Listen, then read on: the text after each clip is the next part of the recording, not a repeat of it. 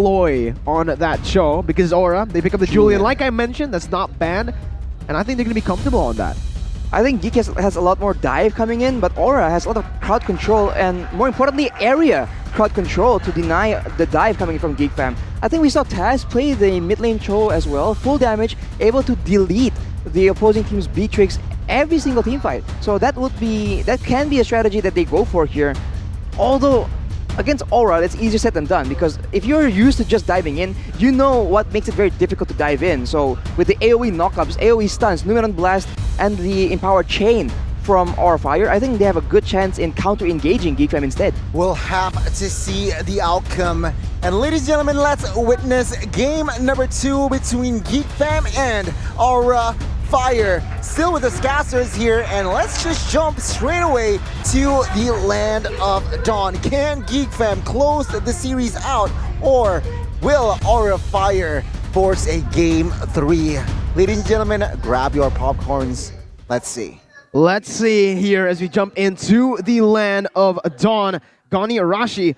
Oh, there's already a little bit of a skirmish early game here, but Jana QT is definitely going to have a better time in the jungle. I've been playing the Akai in ranked, and I have to say, I think he is the most broken hero in the game right now. The amount of damage you deal, how tanky you are, how good you are in the engages and disengages, it's so unreal. This hero is really broken.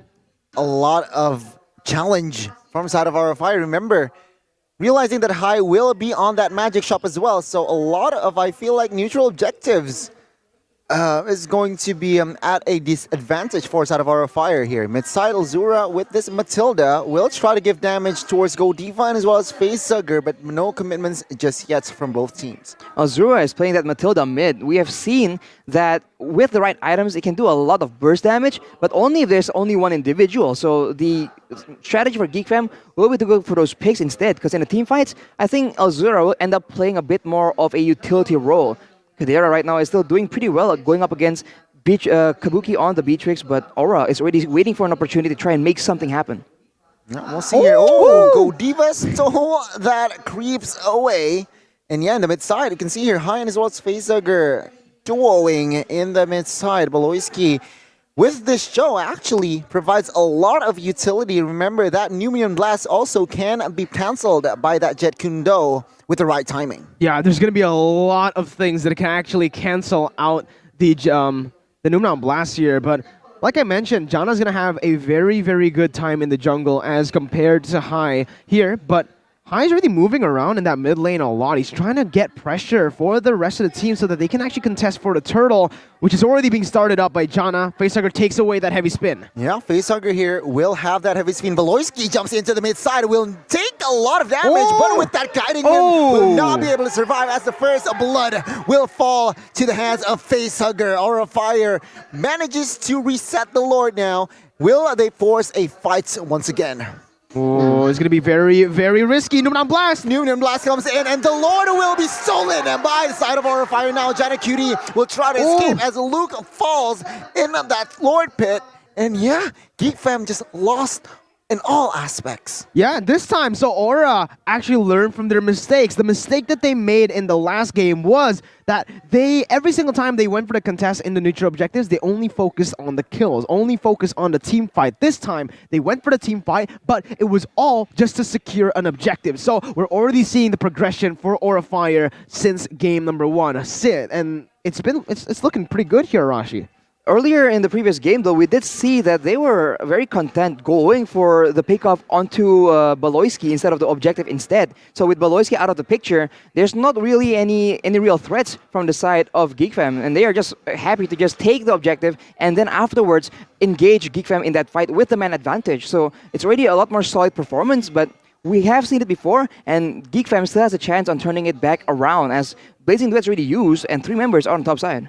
Yeah, Blazing Duet just to clear the waves here. Aura Fire, they are hovering top side. A good read there by Claude just to clear the waves with that Blazing Duet to rotate faster. Now, we can see a Jet Kundo Baloyski with that Wave Dragon will not be able to outcome towards anything. He gets taken down. Oh, this is not looking good, especially with the damage that's just being dished out. Oh, almost almost that Beatrix with that sniper. Oh My my god, Januki QT actually gets Oh! caught with that flicker. Numion Blast catches two in the mid side, and Jana Cutie and Elzura falls. And Godiva gets both of those kills.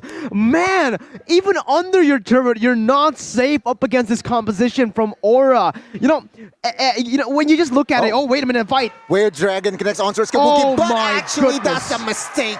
Kabuki providing enough damage onto its Kadira, and Geek Fam, they are starting to lose their rhythm here. Again, in hindsight, when you look at Aura Fire's composition, it should be a front-to-back composition. They're playing for the Beatrix, but no, it's a dive comp too. They just go in with the resources that they have. They choose to go aggressively, and Luke is next. Another mistake here, perhaps Godiva is looking for the stun and doesn't really connect here as Aura Fire, they are establishing a very healthy lead here in the first 5 minutes. Honestly, Geek Fam has a lot more dive potential and mobility, but when it comes to crowd control and burst, Aura has a lot more in that department, so they have a lot more advantage in the early game, and they have a lot more advantage when it comes to pickoffs. Because for the side of Geek Fam, okay, Cho as well as the Akai can set something up, but who is going to actually do the burst damage? There's not really that much until later on in the game. But we hear Godiva gets jumped on. Where Dragon connects onto its Godiva here. Heavy spin just to provide enough cover as Godiva will be the right target perhaps. Yeah, he gets taken down, but take a look at the re-engage. Aura Fire, they want more is high. Gets the jungler, Jana Kitty falls. And at the end of the day, it will be 1-1, but never mind. It's Kabuki. The game sense is unreal. Get him out of here! He's using map hacks! Oh my god! Kabuki! That game sense, the instincts! It almost seems like a map hack because of how on point and the fact that he didn't hesitate to just shoot that bush down. But every single member from Aura, they are popping off in game number 2. 6,000 gold lead in 6 minutes of play. That's a 1,000 gold lead per minute, man. Yeah, it seems like two structures will fall here, Arashi. What does this mean? Well, it means that Geek Fam are looking for a play on the other side of the map, though. That won't be working out. Aura Fire will be able to pick up one more turret for essentially free. So now with that control, Aura can continue to go for the pick-off strategy that they've been using. And now Geek Fam, they're cut off away from their own base. Yeah, mid-side will fall as well. Luke forced to flicker away from that enhanced chain. Geek Fam, they are getting dismantled. Goloiski here, forced to flicker away now. Aura Fire looks for a fight. Jana QT takes that recipient. Oh, what HP can he escape this one? This nice will not connect as Elzura is there to body block that bullet. And no casualties here, but still Aura Fire expanding their space. And again, it comes down to, Kabuki getting his comfort, getting his play-making heroes to actually dictate the game with the help of his team. As you can see, once they get going, they go for these objectives, but they need to secure those early game skirmishes first. And man, Aura Fire, again, they're just using it so well. Ooh. Take a look at that snipe. One bullet.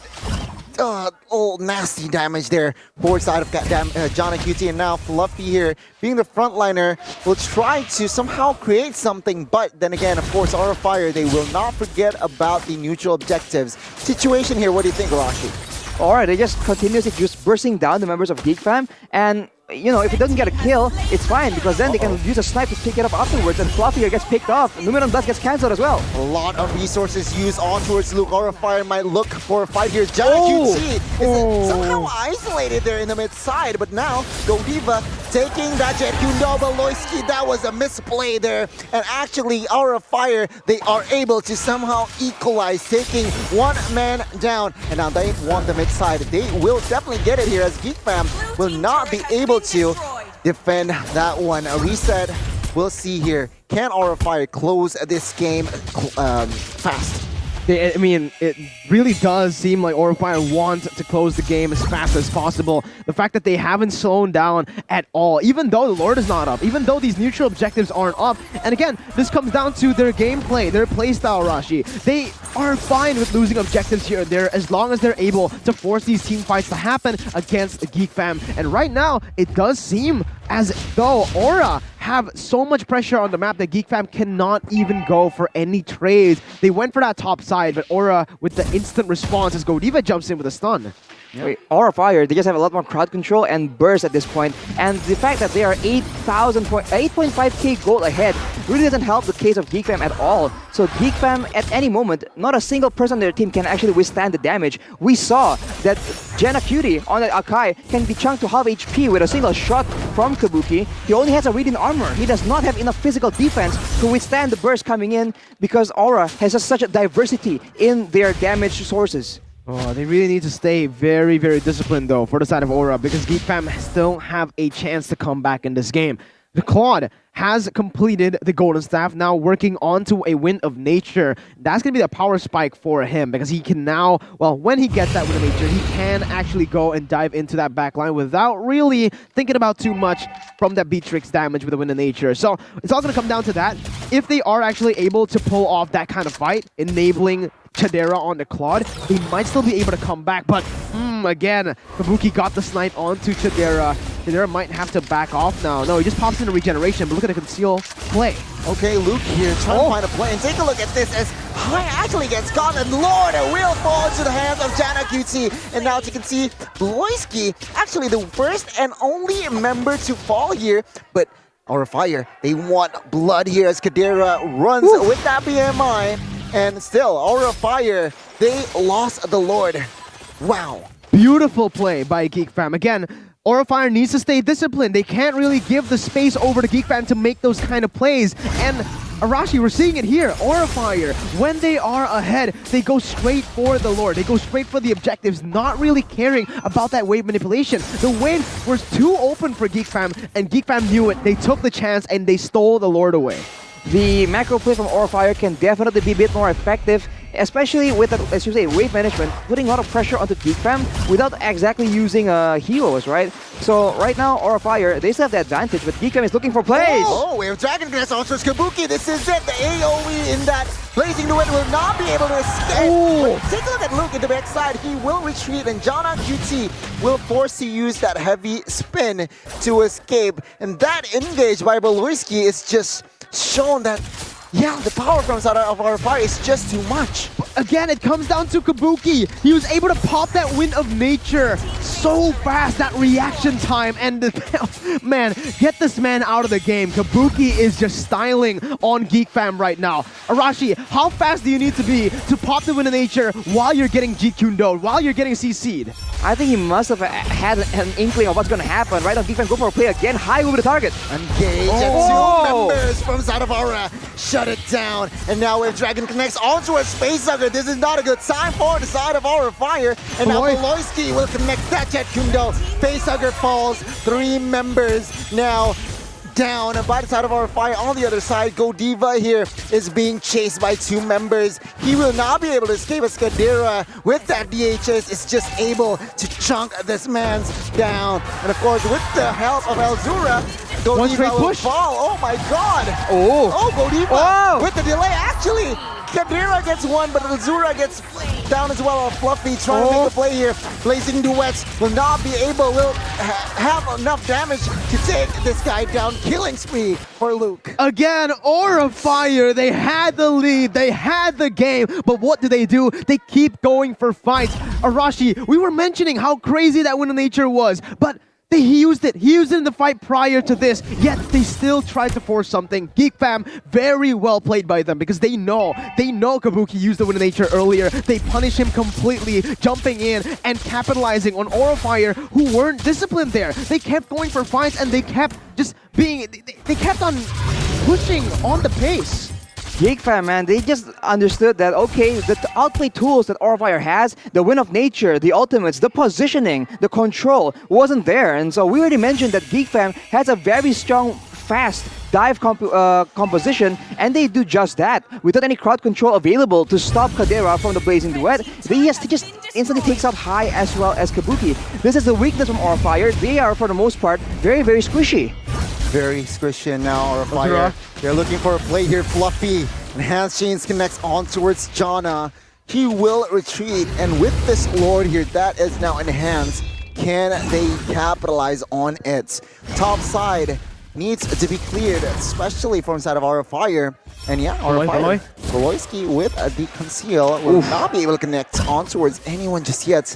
a disengage by both teams. But look again, it's a disengage for Aura Fire, but Geek Fam, they used that time to actually create space in the bottom side. They cleared out that bottom side, slow pushing it to create more pressure and to have that position in that bottom side. Arashi, Aura Fire now realizing that they've sent Fluffy up top to do the same thing. Oh, it's a different spot for both teams right now because GEEK Fam, they can't repeat the same success because right now Aura Fire will be a lot more respectful of their burst potential and they won't risk it unless they know Kabuki is in safe hands with crowd control, with protection, and with the wind of nature. So Aura Fire, they're trying to play it as good as possible. GEEK Fam will need to try and do something unexpected, but at this point, they can only rely on the Akai or Baloyski, and you can see Aura Fire, they very much respect the potential for Baloyski to try and make the huge play with the Way of the Dragon. It's the Lord dance right now. Both teams are just making the Lord move back and forth here and there just to create pressure. Again, micro-managing the waves. And it's all going to come down to macro here in this 14th minute. Because whoever has better wave control, wave manipulation, they will have an edge coming out to this team fight. As you can see, Geek Fam have slow push that bottom side again, getting rid of that mid lane and having that top side pressure equaled. This will make Geek Fam have more pressure in this Lord fight. Both teams, they are still dancing around the Lord here. Both teams still waiting for the right engage, for the right timing here. Baloyski with that Jet Kundo perhaps is looking for a play. Seems like both teams taking this rather patiently here.